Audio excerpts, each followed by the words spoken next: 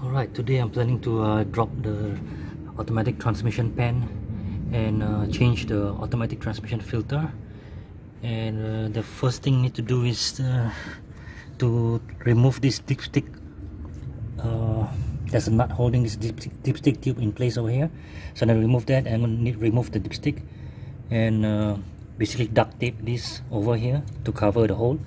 So just in case I don't manage to remove the drain pan, oil pan, I won't contaminate the oil in there.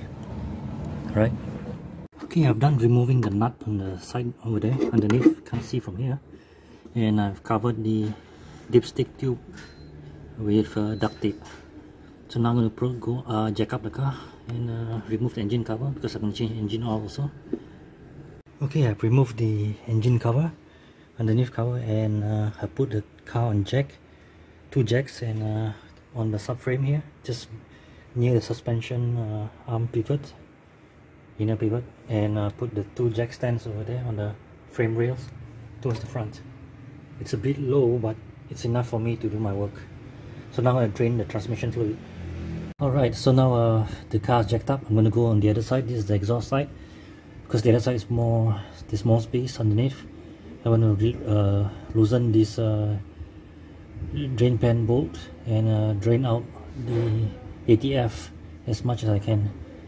Then I'm going to put it back and remove the pan. See, I've drained most of the ATF out. As you can see from the first jug over here, it's almost 1.9 liters, and it's still draining a bit more to the other jug. So I'm just going to let it drain until it slows down significantly. And I'm going to put back the bolt, drain pan bolt, and remove all these drain pan small bolts on the outside. While waiting for the rest of the ATF to drain, let's inspect the first batch that I removed. Seems to be quite okay, still reddish color. It's not brown or contaminated. It's just yeah, it's a bit dark, but not bad. So after we drop the pan, we're gonna have a look at the condition of the magnets. And thanks to Timmy the Toolman on YouTube for recommending this tool. So I'm gonna use this tool to split the pan away from the transmission. Okay, so I've taken out all the M10, 10mm bolts, and now I'm going to strike the gasket in between to remove the pan. I can only do it on this side as the exhaust side is blocking me, so it's the best that I do it over here. So I have more access over here, and then I'm going to take down the pan. I've managed to get the pan off. It's not completely off yet now, but there's a gap over here, so I can just pull it out. But I noticed that there's one more bolt I need to remove. There's this one, so I can pull out the dipstick tube one shot. So when maneuvering the dipstick tube, make sure that you don't snag any wires over here. So just carefully pull it out. Pull the pan out one shot, alright? Okay, I got the pan off. It seems that that last bolt that I showed, the 12mm bolt, that was what's holding everything in place. The liquid ATF in the pan seems to be quite nice looking, still very red. So I'm going to dump the rest of the liquid in the pan to this empty container and proceed to clean this all up first. Okay, I drained all the ATF off, and looking at the pan, seems to be very clean, very little debris. And looking at the magnets, it's coated with some fine steel particles, but there's nothing much. It looks quite good. So now I'm going to run my finger away. Yeah, this is quite normal. So I'm just going to clean this up with the car wipes and dry it off, clean off everything, dry it off, and remove this gasket material. And then can proceed to put the new gasket. But first we have to go underneath the car on the gearbox itself.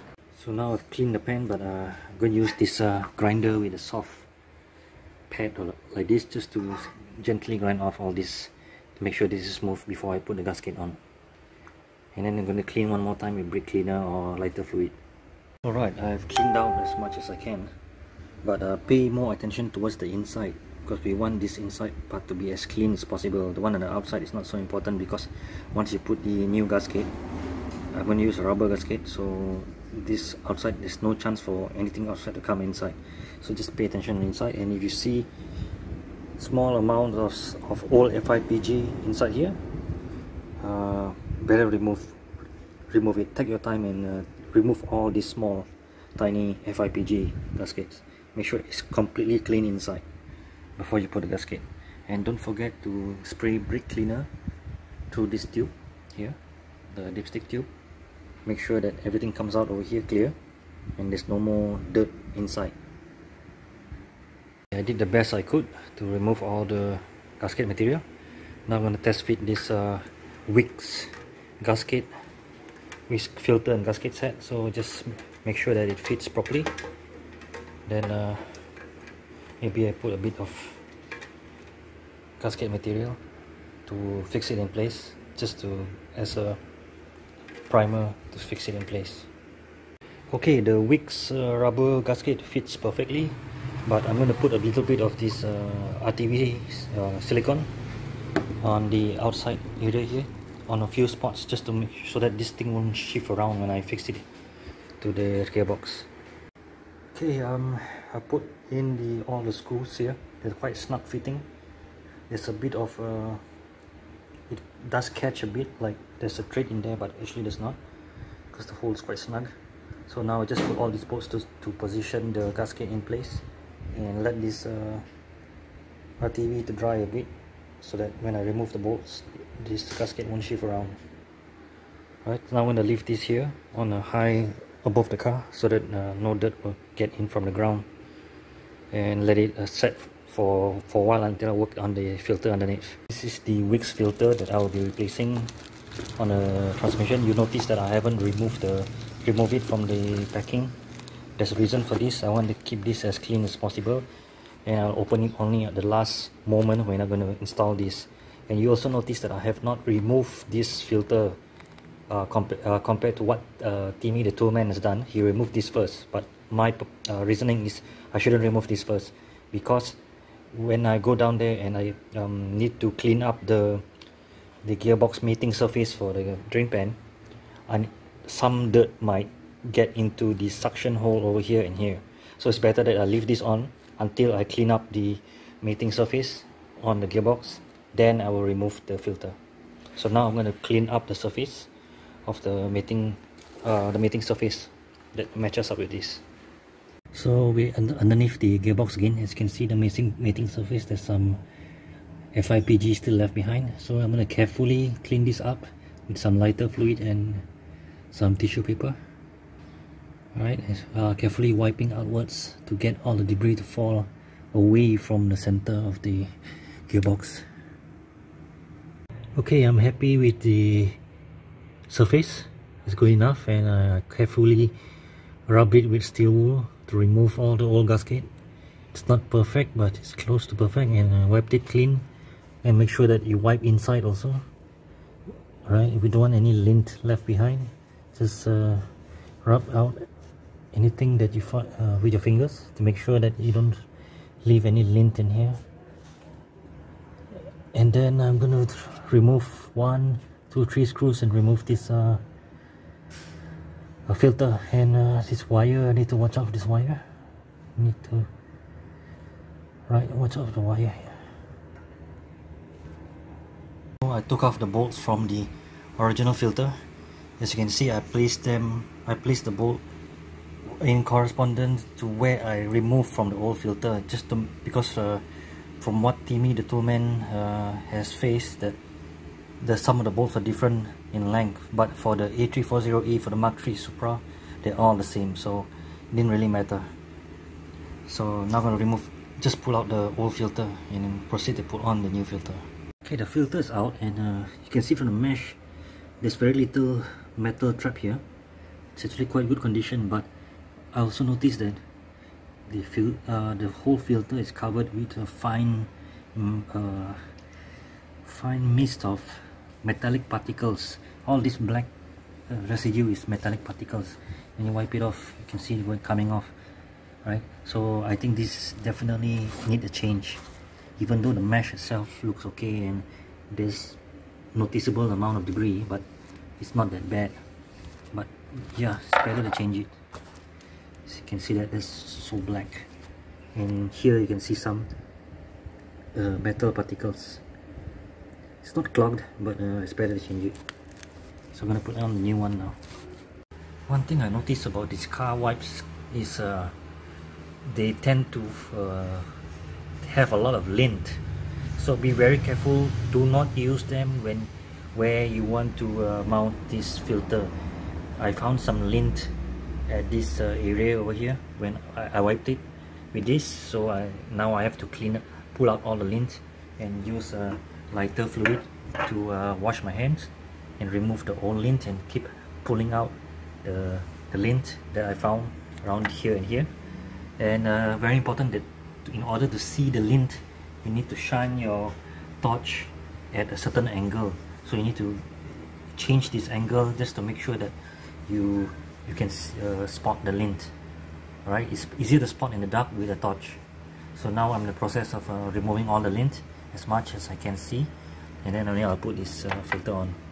Okay, there's the new filter in, and pay attention to where the wire is being clipped on. Right, there's wire clip over there. You see the wire going to the solenoid. You need to put that into the clip properly. And now I can put the pen on. Okay, I just removed the filter from the packing, so now I'm going to install it.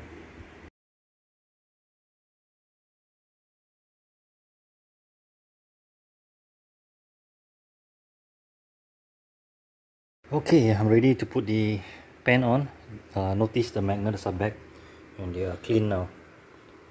Okay, so now I'm going to install the pen.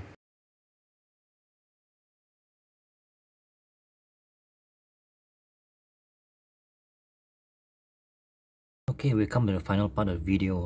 I put back the pen and torqued all the pen bolts to the spec, not too tight and not too loose. And after checking the oil level, fluid level for yesterday, you need to check on a level position and drive the car for quite some distance. I drove it for about 30 kilometers and I found the oil level was a bit low. It was here, and for the hot mark the fluid was hot, but then it was somewhere here, so I keep adding about 200 ml and it still wasn't enough. As you can see now, this engine now is completely cold. The level is somewhere here. It's way above the 4th notch.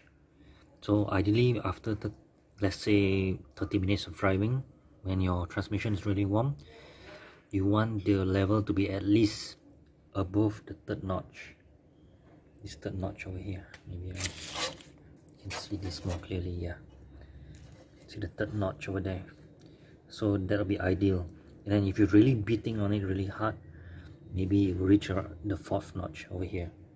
Right, so just light driving for quite some time, it should be somewhere here. So that's what I'm shooting for. So with this DIY is done.